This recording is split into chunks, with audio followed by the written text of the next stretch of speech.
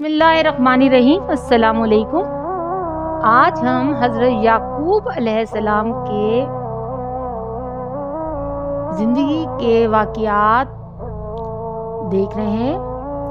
क़िससुल अंबिया से ये कहानी हमने ली है और कुरान मजीद की सूरत साफ़ात में और सूरत ज़ुर्रियात में अल्लाह ताला ने हज़रत इब्राहीम अलैहिस्सलाम को सैयदना इसहाक़ अलैहिस्सलाम और सैयदना याकूब अलैहिस्सलाम के नबी होने की बशारत भी दी है।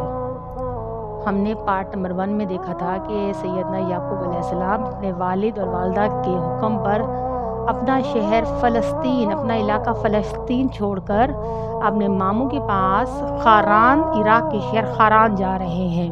रास्ते में इन्होंने ख्वाब भी देखा जिनमें इन्हें खैर बरकत का ख्वाब मिला। अब ये इराक़ पहुंच चुके हैं, अपने मामू लाबान के पास आ गए हैं। मामू इनको देख के बहुत खुश होते हैं। अब मामू जो हैं उनकी 2 बेटियां हैं, बड़ी का नाम लिया और छोटी का नाम राहील है। जो इनकी छोटी बेटी होती हैं राहील, वो बहुत खूबसूरत, हसीन और जमील होती हैं। तो हज़रत याकूब अलैहिस्सलाम अपने मामू से उनका हाथ मांगते हैं और उनसे शादी करने की ख्वाहिश ज़ाहिर करते हैं। तो मामू कहते हैं कि उसके लिए एक शर्त है। शर्त ये है कि आपको 6 साल मेरे पास रहना पड़ेगा और काम करना पड़ेगा, मेरी भेड़ बकरियों का ख्याल रखना पड़ेगा। हज़रत याकूब अलैहिस्सलाम उनकी शर्त मान लेते हैं। 6 साल गुजर जाते हैं। मामू ख़ानदान के लोगों को बुलाते हैं, निकाह हो जाता है और निकाह वाले दिन ही हज़रत याकूब अलैहिस्सलाम को पता चलता है कि छोटी बहन नहीं बल्कि बड़ी बहन लिया का निकाह उनसे कर दिया गया है। तो वो मामू से कहते हैं कि मैंने तो राहील के लिए हाथ मांगा था। तो मामू लबान कहते हैं कि हमारे इलाके में ये रिवाज नहीं है कि बड़ी बहन के होते हुए छोटी बहन से शादी हो। तो इस पर हज़रत याकूब अलैहिस्सलाम ने कहा तो अब मैं क्या करूं?